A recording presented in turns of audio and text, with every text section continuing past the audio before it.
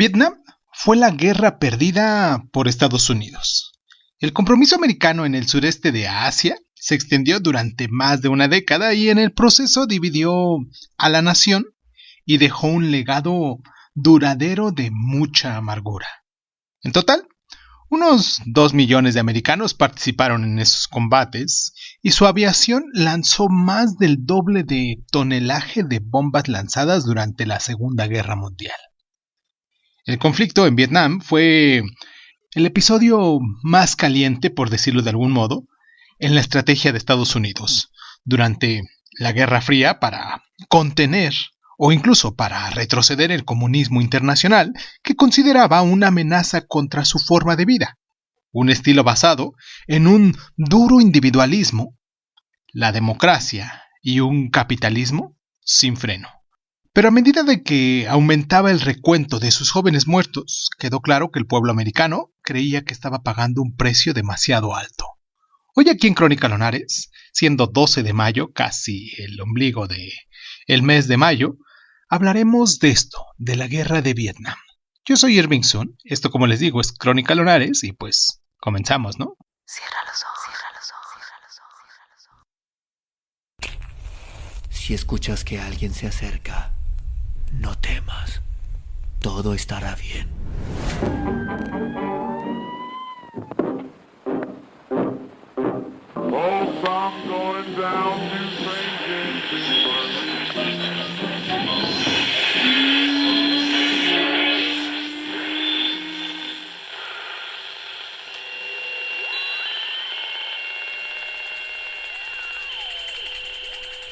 Estás escuchando Crónica Lunares, el lugar donde entra por tus oídos. Bienvenido.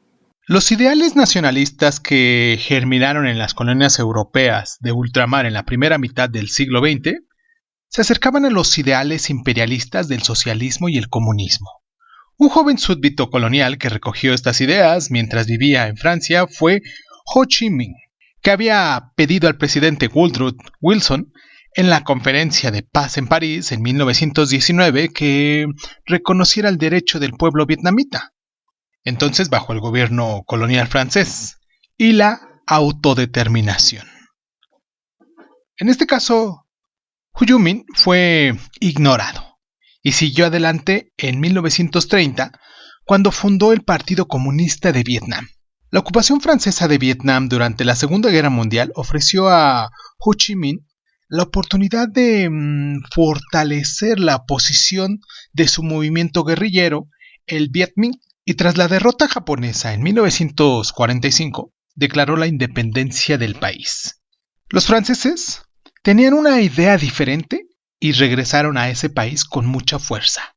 La guerra que siguió trajo la victoria del Viet Minh en 1954 y el mismo año la independencia de la Indochina francesa, Vietnam, Camboya y también Laos, que fue reconocida por los Acuerdos de Ginebra. Vietnam fue dividido temporalmente a lo largo del paralelo 17, con Ho Chi Minh encabezando un régimen comunista en el norte, mientras se establecía un gobierno no comunista en el sur. Se debían celebrar unas elecciones nacionales en 1956. Cuando estuvo claro que el Viet Minh ganaría con toda probabilidad las elecciones, el sur, bajo el gobierno despótico de Negro Diem, apoyado por los americanos, en este caso Estados Unidos, se negó a cooperar. A finales de la década de 1950, un grupo guerrillero comunista, el Viet Cong, estaba activo en Vietnam del Sur, apoyado por el norte a través de las rutas de abastecimiento secretas que se extendían por Laos y Camboya, conocidos como la Senda Ho Chi Minh.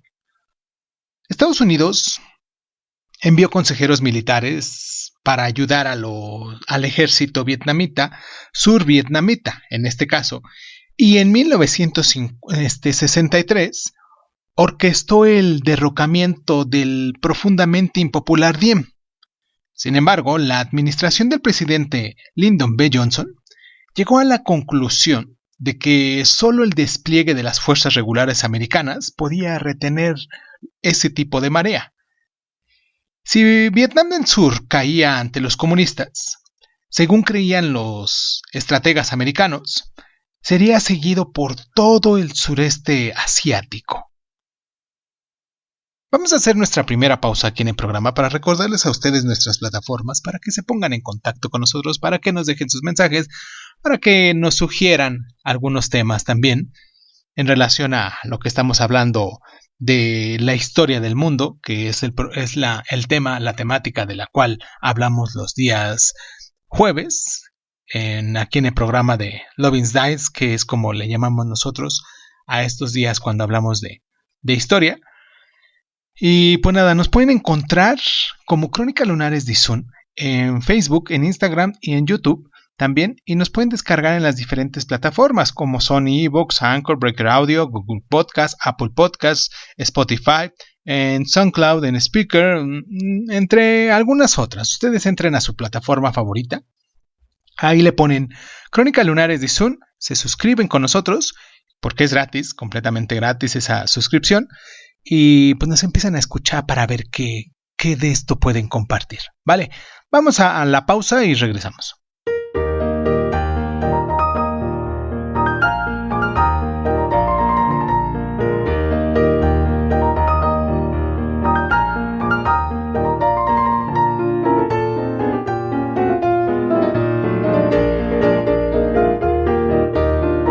El pretexto adecuado se presentó en agosto de 1964 cuando Vietnam del Norte atacó un navío americano en el Golfo de Tonkin. Como consecuencia, el presidente Johnson consiguió la aprobación del Congreso para una escalada de compromiso militar americano. Las primeras fuerzas de tierra americanas se desplegaron en el sur en 1965 y a finales de 1969 el número de soldados americanos ya había sobrepasado el 500,000. Mientras las fuerzas americanas desarrollaban misiones de búsqueda y destrucción en el campo, ganándose la antipatía del campesinado vietnamita, el Vietcong simplemente se retiraba a sus túneles subterráneos. Aún así, los generales americanos no dejaban de proclamar su confianza en una victoria rápida. Por eso cuando el ejército norvietnamita y el Vietcong lanzaron una gran ofensiva durante las vacaciones del Tet, el Año Nuevo vietnamita, a principios de 1968, fue un choque tremendo para el público americano. Los medios de comunicación tuvieron un acceso casi ilimitado de ese tipo de combates y con la guerra mostrada en directo en todas las noches en la televisión americana. Las opiniones empezaron a cambiar al respecto. Incluso el veterano periodista de la CBS, Walter Krotkin, concluyó en febrero de 1968 que decía: estamos en un punto muerto y que la única salida era iniciar las negociaciones con el norte. Si he perdido a Walter, comentó el presidente Johnson, he perdido al ciudadano medio. Aunque la ofensiva del Tet fue un fracaso para los comunistas, también demostró que el discurso de los generales americanos sobre una victoria inminente era una mera ilusión.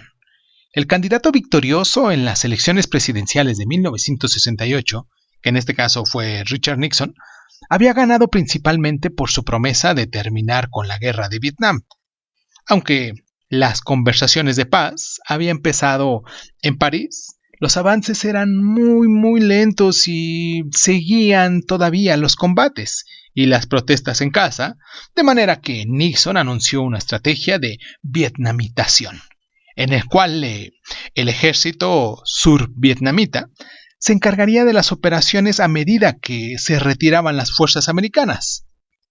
Al mismo tiempo, Nixon intensificó el bombardeo en el norte y también ordenó ataques aéreos e inclusiones terrestres ilegales en Laos y Camboya para golpear las líneas de suministro comunistas. Las conversaciones de paz de París nos dieron como resultado un alto fuego en 1973, permitiendo la retirada completa de Estados Unidos. Cuando las fuerzas norvietnamitas reemprendieron la ofensiva en 1975, el ejército sudvietnamita perdió todo espíritu de resistencia. A finales de abril, el norte había tomado la capital del sur, que era Saigón, y poco después Vietnam quedó reunificado. Laos y Camboya también cayeron ante los insurgentes comunistas. La guerra había costado la vida a 58,000 soldados americanos y millones de vietnamitas.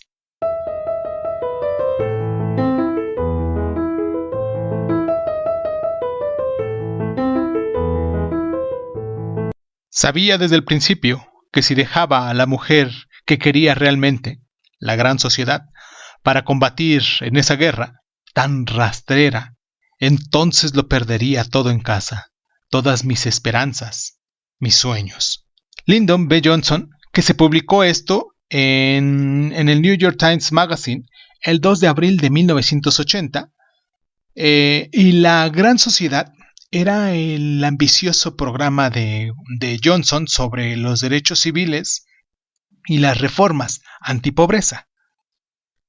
El príncipe Sihanouk, gobernante de la vecina Camboya, había mantenido la neutralidad de su país durante los primeros años de la guerra de Vietnam. En 1970 fue derrocado por un general proamericano, pero esto, junto con los ataques aéreos americanos sobre el país, solo sirvió para aumentar el apoyo de la guerrilla comunista de Camboya, los Jeremes Rojos. Estos capturaron la capital camboyana, Phnom Penh, en 1975, y bajo el liderazgo de Pol Pot, intentaron una transformación completa de la sociedad, forzando a los habitantes de las ciudades a trabajar en los campos y matando a todos los que se consideraban contrarrevolucionarios. En total, unos 2.5 millones de camboyanos murieron de hambre o a manos de los escuadrones de la muerte de Pol Pot. Este reinado de terror solo llegó a su fin cuando el ejército vietnamita invadió el país a finales de 1978 y empujó a los Jeremes Rojo de vuelta a la jungla.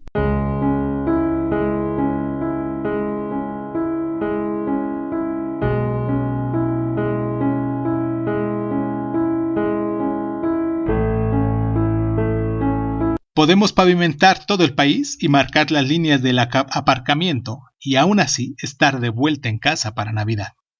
Ronald Reagan, que dijo esto en una entrevista en el Fresno Bee el 10 de octubre de 1965, refiriéndose a lo que sucedería en Vietnam.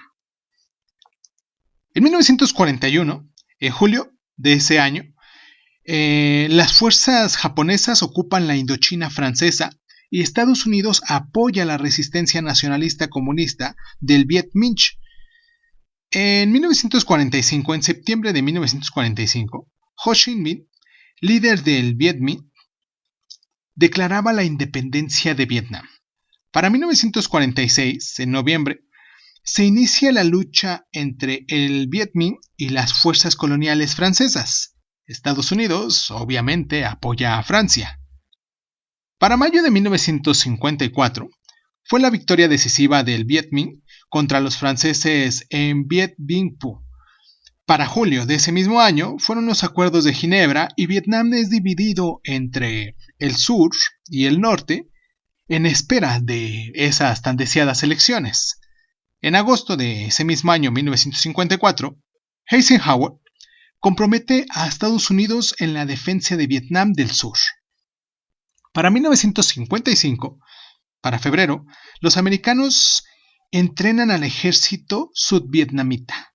Para octubre, Nam Ngo Diem declara la independencia de la República del Sur de Vietnam.